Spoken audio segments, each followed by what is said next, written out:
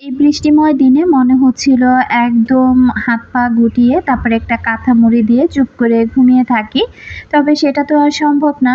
সংসার যেহেতু আছে, কাজকর্মগুলো আমাকেই করতে হবে। হ্যালো এভরিওয়ান, আসসালামু আলাইকুম। এই রোদ এই বৃষ্টির খেলা প্রতিনিয়ত চলছে। তো এখন কিন্তু আর ভালো লাগছে না। সকালটা যদি দেখা যায় খুব সুন্দর একটা রোদ দিয়ে শুরু হয় তাহলেই ভালো লাগে। বৃষ্টিও ভালো লাগে, তবে সত্যি কথা বলতে যে বৃষ্টি হতে, হতে এখন এমন একটা অবস্থা হয়ে গিয়েছে বাসাবাড়ির। তো দেখা যায় কি ফ্লোরে পাড়া দিলে কেমন যেন একদম ফ্লোরটা ভেজা, ভেজা লাগে। তার সাথে যত কাপড়-চোপড় যা আছে কোনো কিছুই ঠিকঠাক মতো ধুয়েও শুকাতে পারছি না। সামনে ঈদ চলে আসছে। ঈদকে কেন্দ্র করে যে কোনো কাজকর্ম করব, তো সেটাও কিন্তু একেবারে আমার ইচ্ছে করছে না। তো সকালবেলা নাস্তা তো বানাতেই হবে। দেখা যায় ধোয়াধুয়ির কাজ তো কন্টিনিউ আমার চলতেই থাকে। তো এবার ঈদে যে আমি কি করব আমি নিজেই জানি না। তো যাই হোক, কি করি না করি আমার আপুদের সাথে কাজকর্ম করতে, করতে সেগুলো বলব। আর এদিক থেকে আমি ওই যে আলুটা সেদ্ধ করে রেখেছিলাম, আজকে সেই আলুর দমটা বানিয়ে নিব। আমি ফ্রিজ থেকে ফ্রোজেন করা ২ পিস টমেটো নামিয়ে নিয়েছি। এখন পেঁয়াজ আর গরম মসলা, তেজপাতা দিয়ে দিলাম। আর এই যে টমেটোটা নামিয়ে রেখেছি যেহেতু, উপরের যে আলগা চামড়াটা ছিল সেটা উঠে গিয়েছে। সেটা উঠিয়ে আমি পেঁয়াজের মধ্যে দিয়ে দিলাম। আর এখন সামান্য পরিমাণে আমি হলুদের গুঁড়া, মরিচের গুঁড়া, ধনিয়ার গুঁড়া, একটু আদা রসুন বাটা, লবণ এগুলো দিয়ে ভালো করে মসলাটা কষিয়ে নিব।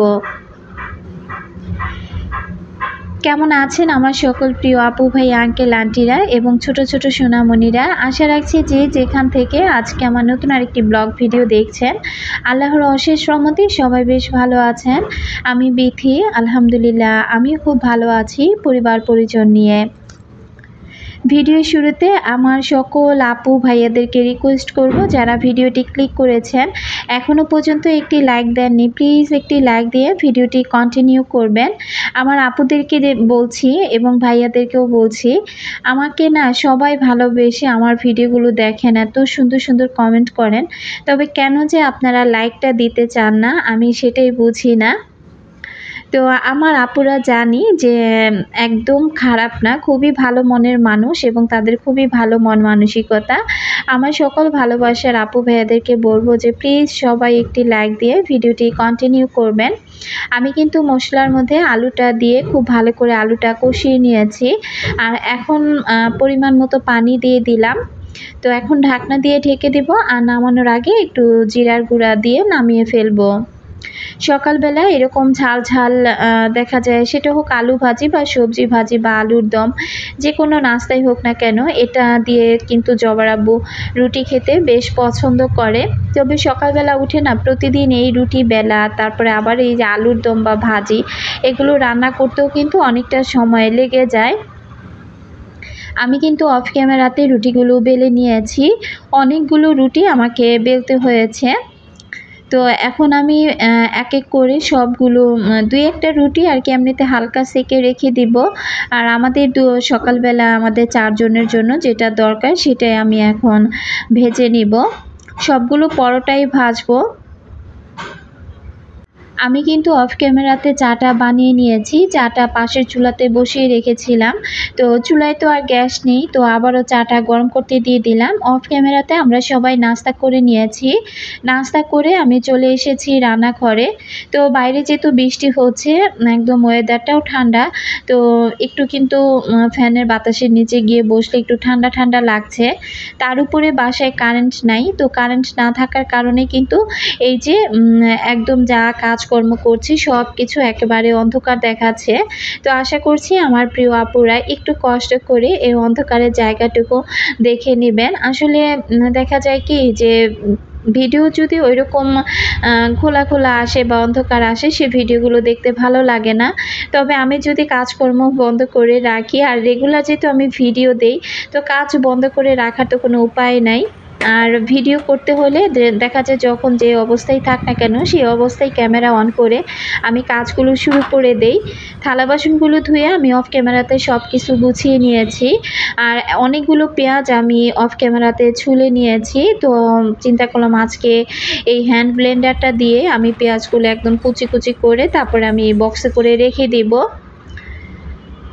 যখন তখনই এই পেঁয়াজ কাটাটা আমার দরকার পড়ে, তো এভাবে যদি একটু ব্লেন্ড করে বেশি করে রেখে দেওয়া যায় সেটা যে কোনো সময় দরকারের সময় দেখা যায় আর পেঁয়াজ কাটার ঝামেলাটা থাকে না। তো যতটুকু পরিমাণ আমি আজকে পেঁয়াজ এই যে কুচি করে নিয়েছি, এটা দিয়ে দেখা যায় আজকে রান্না করব, আগামীকাল করলেই দেখা যায় আমার শেষ হয়ে যাবে।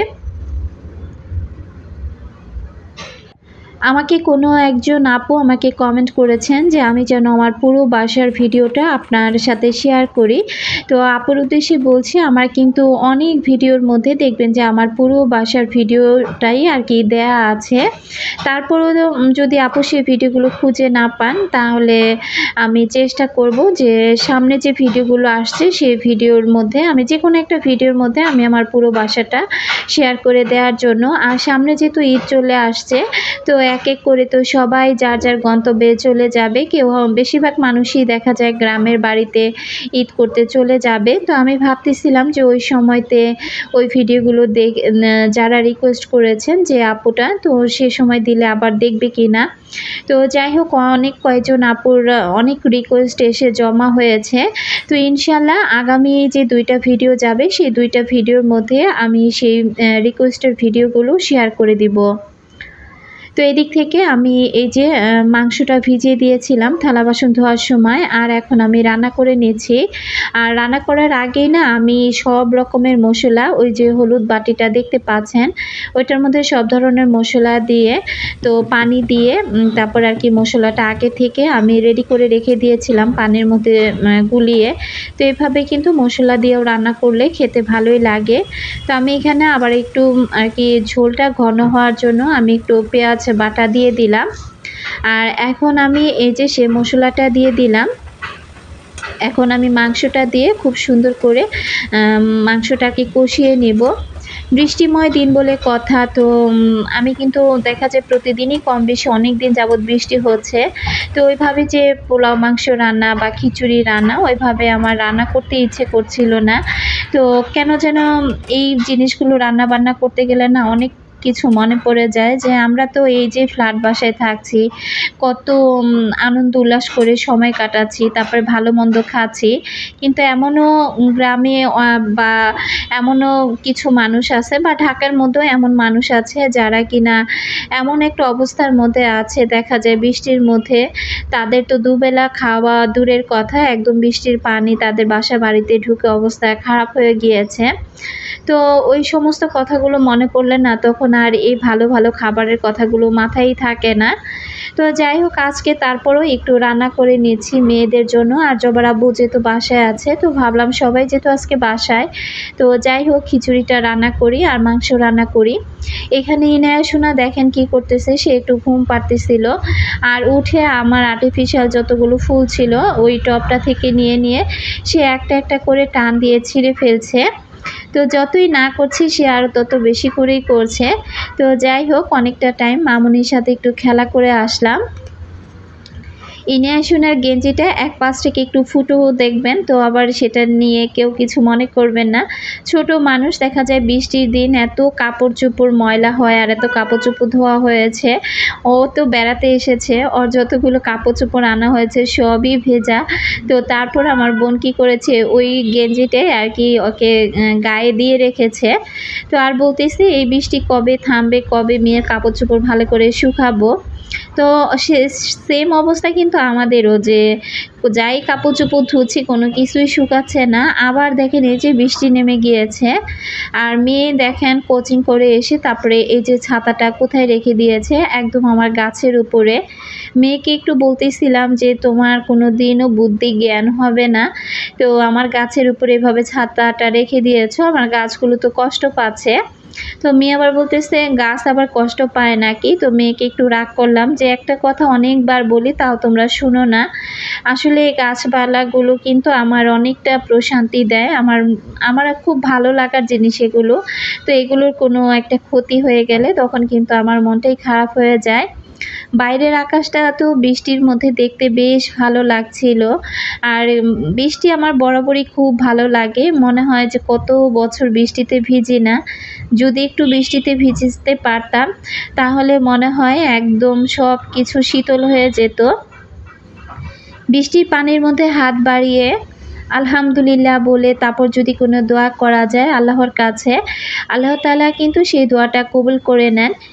গতকাল যে প্রচুর পরিমাণে বৃষ্টি হয়েছিল, আমি 2 হাত বাড়িয়ে বারান্দায় গিয়ে যখন বৃষ্টির পানির মধ্যে 2টা হাত তুললাম আর আলহামদুলিল্লাহ বললাম। এত জোরে জোরে বিদ্যুৎ চমকাচ্ছিল, আমি আল্লাহর কাছে দোয়া কি করব আর কি, এত প্রচুর পরিমাণে বিদ্যুৎ চমকাচ্ছিল, মনে হচ্ছিল যে এসে আমার গায়ে পড়বে।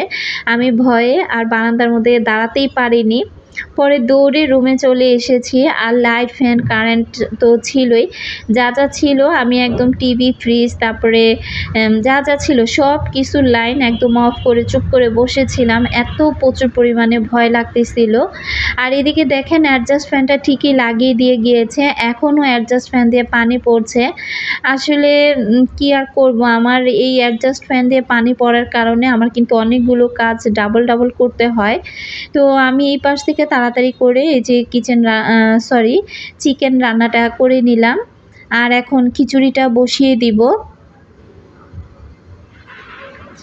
একটু তাড়াহুড়া করে রান্না করছি, ঘরের কাজগুলো অফ ক্যামেরাতেই করেছি। জবার আব্বু বাসায় থাকলে সেদিন সব কিছু একটু তাড়াহুড়া করে করতে হয়, কারণ সে বাসায় থাকলে একটু পরপরই বলবে যে আমার ক্ষুধা পেয়ে গিয়েছে, কি আছে।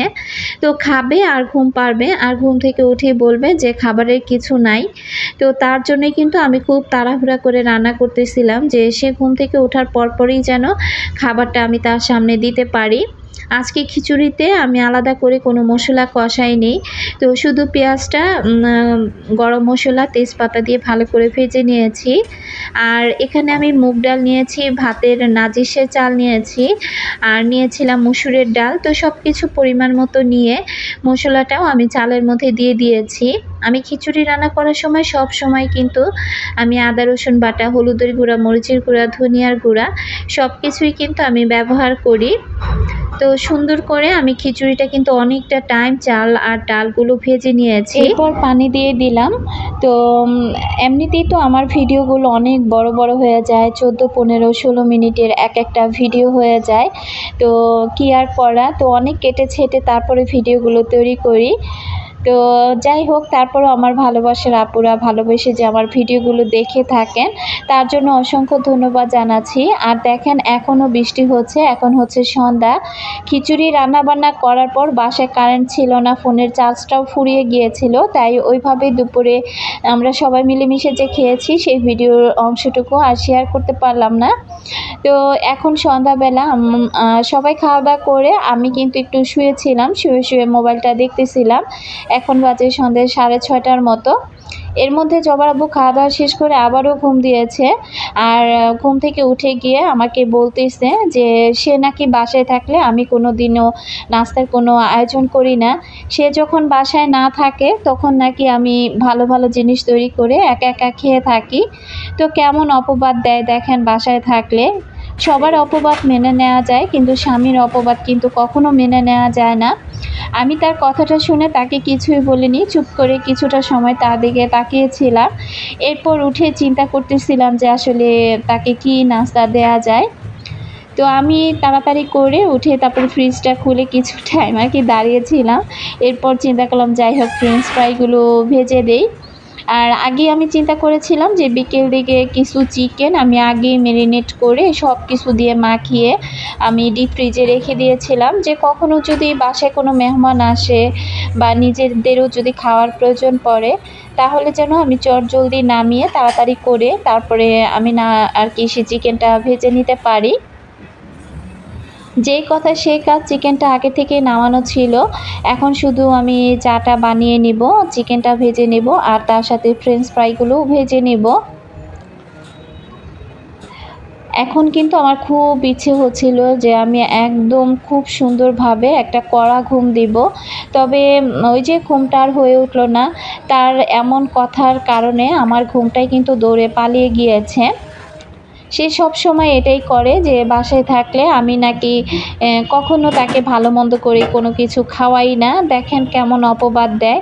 তো কি আর করা, তো আবারও যখন এই যে এগুলো ভাজাভাজি করতে আসছি, পিছন থেকে এসে বারবার বলতেছে এ কয়টা আলু দিয়ে কি নাস্তা হবে, এগুলো তো আমি সবই খাবো। আজকে আলুটা এত তাড়াহুড়া করে ভেজে নিয়েছি, দেখেন আলুটা কিন্তু বরফটাও ভালো করে ছাড়েনি, তারপরে আমি টিস্যু পেপার দিয়েও আলুটা ভালো করে মুছে নিতে পারিনি। তো খুব ছিটতেছিল আর তেলে দেবার পর। তো যাই হোক, তারপরেও আমি অনেকটা দূরে গিয়ে তারপরে আস্তে আস্তে ফ্রেঞ্চ ফ্রাইগুলো খুব সুন্দর করে ভেজে নিয়েছি, আর ওই তেলের মধ্যে এখন চিকেনগুলো ভেজে নিচ্ছিলাম। তো চিকেন যখন ভাজছি তখন আবারও চিকেনের ঘ্রাণ পেয়ে সে দৌড়ে চলে এসেছে, কারণ এই চিকেনটার মধ্যে আমি অনেক কিছু দিয়ে ম্যারিনেট করে তারপর আমি রেখে দিয়েছিলাম। তো এখন তো শুধু ভেজে নিচ্ছি। তো সে পিছন থেকে এসে বলতেছে এত সুন্দর ঘ্রাণ বের হয়েছে, তুমি কি নাস্তা তৈরি করছো? আমি কিন্তু তার সাথে একটু মনে মনে রাগ করেছিলাম, কারণ সে আমাকে যে অপবাদটা দিল আমি এটা মানতেই পারছিলাম না। তো আমি তার সাথে কোনো কথাই বলতেছিলাম না। তো বারবার বলতেছি তুমি কি রান্না করতেছো, কি ভাজতেছো, এত সুন্দর ঘ্রাণ বের হয়েছে। তো বললাম চুপ করে ঘরে গিয়ে বসে থাকো, আমি রান্না শেষ করি, তারপরে খাবারটা সামনে দিলে দেখতে পারবা যে আমি তোমার জন্য কি তৈরি করেছি। যাই হোক, এদিক থেকে আমার চিকেনটা ভাজা শেষ, ঝটপট করে চিকেনটা ভেজে নিয়েছি, চাটা চুলার মধ্যে বসিয়ে রাখলাম। তো দেখা যায় ফ্রেঞ্চ ফ্রাই আর চিকেন খেতে খেতে কিন্তু এপাশ থেকে চাটা গরম হয়ে যাবে, তারপর চাটাও তাকে আমি নামিয়ে নিতে পারবো। আজকে কিন্তু বৃষ্টিময় দিনে সকাল থেকে সন্ধ্যা পর্যন্ত যত যা কাজ করেছি সবই কিন্তু আপনাদের সাথে শেয়ার করলাম। তো এইখানে আমি সব কিছু দিয়ে দিয়েছি, তারপরে সসও দিয়ে দিলাম। তো সে কিন্তু খাটে বসে আছে, দৌড়ে চলে আসছিল যে তাড়াতাড়ি করে সে খাবে। তো আমি আবার তাকে বললাম যে স্টপ থাকো, আমি ভিডিও করতেছি, ভিডিওটা শুরু করি, তারপর তুমি খাও। তো ওই কথা শুনে জবার আব্বু একদম মুখটা কালো করে বসেছিল। আসলে আমাদের ব্লগারদের এমনই একটা অবস্থা, তাই না, যে আমরা ভিডিও করতে গেলে আমাদের খাবার দাবার ঠান্ডা হয়ে যায়, ভিডিও শ্যুট করতে গিয়ে তারপর সেই জিনিসটা আমাদেরকে খেতে হয়। তো তাকে বললাম যে তুমি নিচে বসেছো কেন, সোফায় বসো। তো বলতেছে যে না, আমি এখানে আরাম করে বসে খেতে পারছি। তো ওইখানে বড় মেয়েকে ডাক দিলাম, বড় মেয়ে খাবে না। বড় মেয়ে বলতেছিল তার বাবার কথা শুনে যে বাবা বারবার বলতেছে যে এই সবগুলো খাবার তো আমারই লাগবে, তাই জবা রাগ করে আর খায়নি। তো আমার তো ক্ষুধা লেগেছে, মেয়েকে বললাম তুমি না খাও না খাও, আমি খেয়ে নিই। আর এদিকে আমাদের তিনজনের জন্য চা নিয়ে এসেছি। আজকের মতো বিদায় নিচ্ছি।